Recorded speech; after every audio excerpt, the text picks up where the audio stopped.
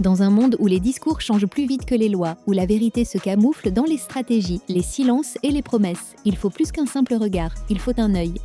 Bienvenue sur l'œil politique.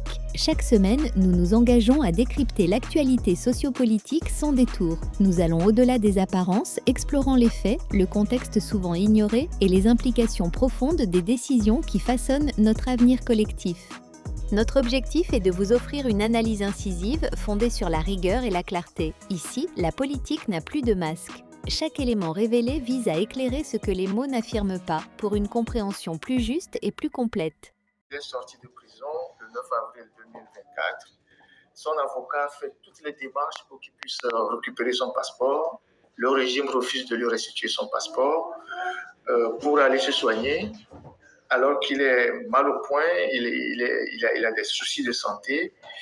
Et donc, je commence ce live-là avec une pensée à lui, en lui souhaitant une très bonne santé et en espérant que ceux qui, au Togo, détiennent le droit à la vie et à la mort sur les citoyens finiront par remettre le passeport à notre confrère. Je vous ai dit, il a plus de 70 ans.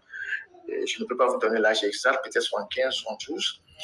Je ne sais pas ce qu'un homme de 72 ans représente comme un danger pour le pays, pour qu'on bloque son passeport, qu'on l'empêche d'aller se soigner. Quelqu'un qui a été opéré 3 fois et qui veut aller faire un suivi à l'extérieur auprès de son enfant, vous ne pouvez pas le bloquer en refusant de lui donner son passeport.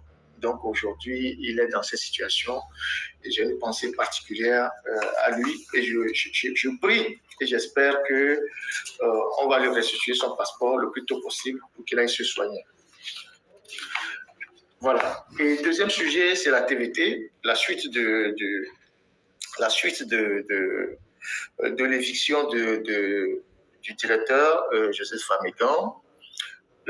J'ai reçu un mémo d'un groupe de journalistes de la TVT qui ont été renvoyés et qui tiennent à manifester leur colère. Vous savez, moi, je suis le porte-parole de tout le monde, même les gens qui, à un moment donné, ont été au service, c'est pas du pouvoir. Donc, à partir du moment où ils sont victimes d'injustice, on essaye de porter leur voix pour montrer aux gens que nous sommes pour les principes.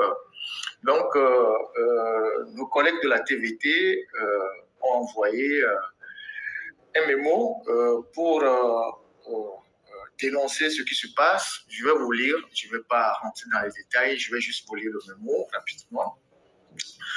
Bonjour, chers confrères. Nous portons à votre connaissance les faits graves qui compromettent la cohésion, la dignité et la mission de service public à la rédaction de la TVT. Depuis plusieurs mois, M. David Tchakbera, vous vous rappelez, c'est le rédacteur en chef, nommé en fin d'année 2023 à la TVT, impose un climat de terreur marqué par des abus répétés, souvent en collaboration avec certains de ses alliés influents. Je ne sais pas pourquoi, ça c'est un petit commentaire, pourquoi un agent public, quelle que soit sa responsabilité, peut imposer à ses collègues un climat de terreur. Donc, ça c'est le premier commentaire que je fais. Numéro 1, premier point, intimidation et discrimination. Les jeunes journalistes pourtant engagés par contrat avec la TVT sont marginalisés, maltraités, écartés au motif qu'ils ne feraient pas partie du clan du rédacteur en chef. Il suffit juste qu'ils parlent avec quelqu'un que le rédacteur en chef considère comme ennemi pour qu'on leur crée des problèmes et que le rédacteur en chef menace de mettre fin à leur carrière. Point numéro 2, renvoi arbitraire et complicité interne. Plusieurs journalistes ayant servi loyalement la TVT depuis plus de 15 ans sous contrat ont été brutalement chassés, sans reconnaissance ni justification valable. Plus récemment encore, d'autres collègues ont également été renvoyés de la rédaction par M. Tchakbera et qui ne veut pas les voir. Ces décisions abusives sont prises par ce monsieur en complicité avec le directeur de cabinet, M. Franck Missité, qui était en retraité d'ailleurs, qui a avoué en Mondovision qu'il avait travaillé à nuire à son collègue qui était directeur, Marie-Ange Bida, et avec Mme Antoinette Romavor, chef de reportage qui se prévaut de son influence en affirmant être l'épouse d'un ancien directeur de cabinet du ministère du Développement à la base sous l'ancien Premier ministre Victoire Tomica. Troisième point, ils en viennent même parfois à des coups de poing à la TVT. C'est la TVT, sa mission, c'est le service public, c'est de nous donner des informations, c'est aussi de nous servir des pages agréables comme les films, les chansons, mais quand eux-mêmes, ils font du karaté là-bas, ils font du Bruce Lee, de Wang Yu, vous imaginez ce que ressemble aujourd'hui ce service. Je continue, numéro 3. En janvier dernier, M. Chakbera est allé se battre avec un technicien contractuel et a appelé la Sûreté nationale pour qu'on vienne le déposer. C'est avec l'intervention de l'ancien directeur que la police est repartie sans amener le monsieur. Au lieu de sanctionner l'auteur de cette agression, c'est la victime qui a été punie sur instruction directe du ministre. Ce journaliste a été renvoyé de la TVT après près de 10 ans de service. Un fait aussi grave démontre clairement le degré d'abus, d'arbitraire et de partialité qui règne à la TVT. Donc, à la TVT là-bas, ils en viennent, même aux mains, entre eux. Il y a ceux qui ont été à l'école de Bruce Lee et il y a ceux qui ont été à l'école de Wang Yu. Et donc, quand ils ont des problèmes entre eux, au lieu de faire régler les problèmes par la hiérarchie, ils en arrivent à des coups de poing dans un service public. Quatrième point, pièges et accusations mensongères. M. Chakbera tente délibérément des pièges aux journalistes dans l'exercice de leurs fonctions afin de rédiger des rapports calomnieux aux ministres les accusant d'insubordination. Cinquième point, concentration abusive de pouvoir. Même après la nomination d'un nouveau directeur à la tête de la TVT, c'est le rédacteur en chef qui prend toutes les décisions stratégiques et opérationnelles avec l'appui de ses complices, reléguant ainsi l'autorité hiérarchique officielle au second plan. Sixième point, non-paiement des salaires. Malgré leur statut contractuel, de nombreux contractuels n'ont pas perçu leur rémunération depuis plusieurs mois, les mettant dans une situation de précarité sociale et financière, surtout en cette veille de rentrée scolaire. Ces abus surviennent dans un contexte national marqué par un chômage notoire et de nombreux jeunes diplômés sans emploi qui peinent à trouver une place dans le monde professionnel. Il convient de rappeler que, bien que les salaires à la TVT ne soient pas élevés, ils permettent aux jeunes journalistes d'occuper un poste, d'acquérir de l'expérience et de subvenir à leurs besoins en attendant d'obtenir un emploi plus stable. Leur non-paiement constitue donc un double préjudice, perte de revenus et perte de perspectives professionnelles. La TVT, au lieu d'être un espace d'intégration et de stabilité, devient ainsi un lieu de précarisation et d'exclusion sous la responsabilité directe de ce rédacteur en chef et ses soutiens. À cela s'ajoute une situation encore plus préoccupante. La ministre, lorsqu'on lui apporte les rapports, ne cherche pas vraiment à connaître la vérité. Elle donne simplement l'ordre à Franck Missité de faire comme il veut, cautionnant ainsi de facto les abus et les décisions arbitraires. Peut-on imaginer comment ces comportements, ces stratégies de manipulation et de destruction essaient de briser la vie professionnelle et personnelle des gens? Ces méthodes de destruction portent atteinte à la dignité et à la sécurité professionnelle des journalistes, à l'image et la crédibilité de la TVT, les valeurs fondamentales d'un service public audiovisuel. Il est urgent qu'une enquête indépendante et transparente soit ouverte sur les pratiques en cours au sein de la TVT. Il est également nécessaire de mettre en place des mécanismes de protection solides contre les représailles, les abus hiérarchiques et les rapports calomnieux. La TVT, en tant qu'institution nationale, doit être un exemple de rigueur, de justice et de respect du personnel et non un lieu de la peur, de la terreur et de la destruction. Les autorités compétentes ont la responsabilité morale et légale d'agir immédiatement pour restaurer un climat de travail convivial, juste, protéger les journalistes et préserver l'intégrité de ce service public. Il en va de l'honneur de l'institution et la confiance des citoyens. Point final. Donc voilà ce document de nos confrères de la TVT que j'ai voulu partager avec vous. Voilà. Donc les gens à la TVT, il arrive des moments où ils finissent leurs palabres par des coups de poing. Nous sommes dans l'administration. Et donc, c'est la logique du plus fort qui prime. C'est les djombris, hein, qui imposent leur volonté. Troisième point de notre rubrique des informations générales, vous avez vu ce qui s'est passé au Népal. Même si cela n'a rien à voir avec le Togo, ce n'est pas les mêmes circonstances, ce n'est pas la même histoire, ce n'est pas les mêmes pays, ce n'est pas les mêmes zones d'influence. Mais on a vu comment ça s'est passé au Népal et quelle est la leçon que nous tirons de là. J'avais dit quelque chose lorsque j'ai analysé un jour la question togolaise en disant quel qu'il en soit, le dénouement au Togo se fera d'une manière ou d'une autre.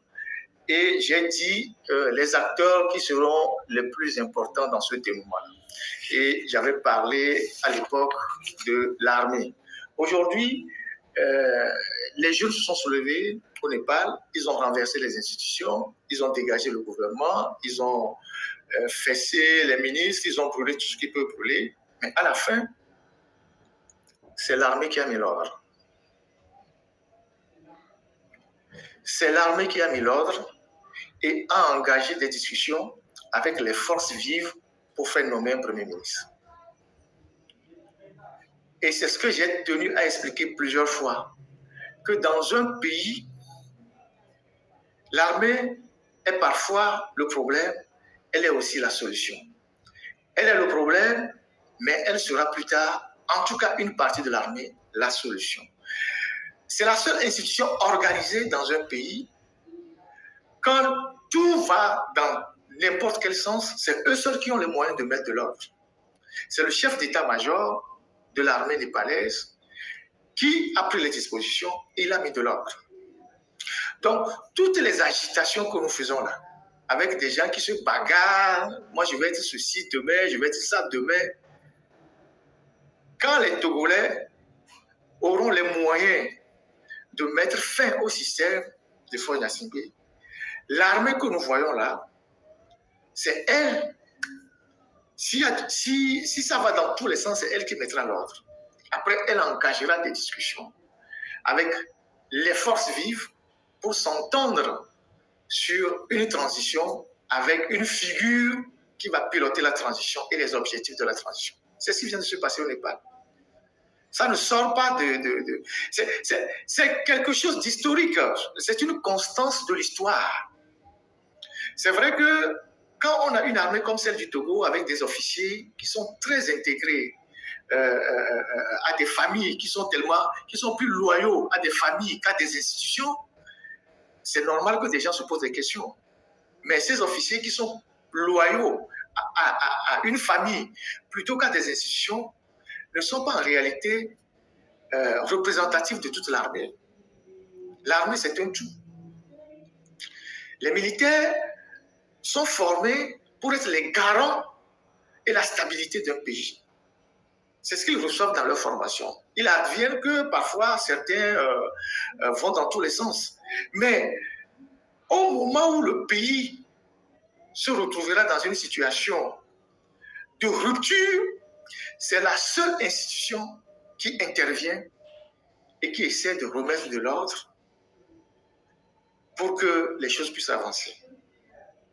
La seule prière que nous aurons à faire un jour au Togo, c'est que quand ce moment viendra, que ce soit des officiers patriotes, des officiers visionnaires, des gens qui sont d'une certaine intégrité et qui comprennent la nécessité de remettre ce pays sur les rails, qui prennent le pouvoir et ouvrent la transition. Parce qu'il y a des risques aussi que le pays tombe dans les mains des soudards. Genre ce qu'on a connu en Guinée-Conakry avec les Dadis Camara, des gens, des soudards qui tombent comme un cheveu dans la soupe et qui pensent que qui font des interviews dans leur chambre. Des soudards populistes. Ça peut aussi arriver. Donc, notre seule prière quand ce moment va arriver, c'est de prier que des officiers patriotes valeureux puissent basculer du côté du peuple et ouvrent la voie à une transition. Et ça aussi, c'est un travail qu'il faut faire. Il ne faut pas le dire comme ça, comme je le dis ou comme je l'analyse. Il y a toujours des gens dans l'armée. Il y a des gens dans l'armée. On peut toujours parler avec les gens dans l'armée. Les militaires sont des Togolais. Donc, c'est des gens, c'est des choses qu'il faut préparer. C'est des choses qu'il faut préparer. Il ne faut pas attendre que ça vous arrive. Et si vous croisez les bras pour que ça vous arrive, ça va vous surprendre. Un petit malin, je ne sais pas, caporal chef, je ne sais pas quoi, qui porte les lunettes noires, va débarquer un matin. Et puis, ben voilà, comme le coproduit de Botswana, il va mettre ses pieds sur les institutions de la République et puis il va dire, c'est moi ou c'est personne. Il faut prier que quand ce moment viendra, que ce soit des officiers valeureux qui mettent de l'ordre et qui engagent des discussions avec le peuple pour trouver un consensus pour faire avancer le pays. Donc, c'est la leçon qu'il faut tirer du Népal. Je l'avais déjà dit. J'ai vu certaines personnes qui m'ont insulté, tout ça là. Je ne sais pas quelle est la solution magique qu'ils ont. L'armée, elle est ce qu'elle est. Elle sera, au Togo, dans le cadre du Togo, elle sera la prochaine institution qu'il faudra réformer. Le plus grand défi que nous aurons au Togo demain, quand les Yassibis ne seront pas là, c'est la réforme de l'armée. Ce n'est pas les institutions politiques. Hein. Les institutions politiques, on peut les mettre en place au bout de 3 mois, de 2 mois de discussion. Mais le plus grand danger que nous avons dans ce pays, c'est l'armée. De par sa composition, de par la manière dont elle a fonctionné depuis 60 ans, de par tout ce que vous savez de cette armée-là. C'est la plus grande réforme qu'on aura à faire au Togo quand les Yassibis ne seront pas. C'est l'armée. La rendre républicaine, la rendre représentative de tout le pays. C'est ça la plus grande réforme. Et cette réforme-là va susciter des résistances. Il y a des gens qui seront contre. Et ces gens-là vont réagir. Donc, ce n'est pas une question de courir pour dire demain, il y a peut-être le pouvoir, je vais aller m'asseoir dans un fauteuil présidentiel. Non. Ce qui attend le Togo, c'est plus compliqué que ça. C'est plus compliqué. C'est la plus grande réforme qu'il faudra faire de notre Togo pour stabiliser le pays, pour permettre au pays de fonctionner normalement. C'est la réforme de l'armée. Vous connaissez la composition actuelle de l'armée togolaise, je ne vais pas rentrer dans les détails. Il faudra la réformer et la rendre républicaine. Parce que Eyadema avait conçu l'armée à son image. Eyadema a fait de l'armée un gros problème pour le pays. Il faudra déyadémaïser l'armée togolaise. C'est l'expression. Il faudra déyadémaïser l'armée togolaise. Il faudra faire en sorte que le militaire, quand il est recruté, qu'il ne pense pas qu'il est redevable à une famille, à un clan, à une ethnie. Et c'est le plus grand défi qui nous attend demain. Sinon, les institutions politiques, le modèle politique, si on va dans une salle en 3 mois, 2 mois, on peut sortir une institution politique. Hein. Si on veut le régime présidentiel, si on veut le régime semi-présidentiel, si on veut le régime parlementaire, on peut régler ça entre les politiques. Mais le plus grand danger, c'est l'armée. Voilà ce que j'ai à dire sur le Népal. Donc, voilà la plus grande leçon sur le Népal, c'est ça. Tout ce brouhaha, tout ce tohu-bohu là, ça finira par cette histoire de l'armée. Alors,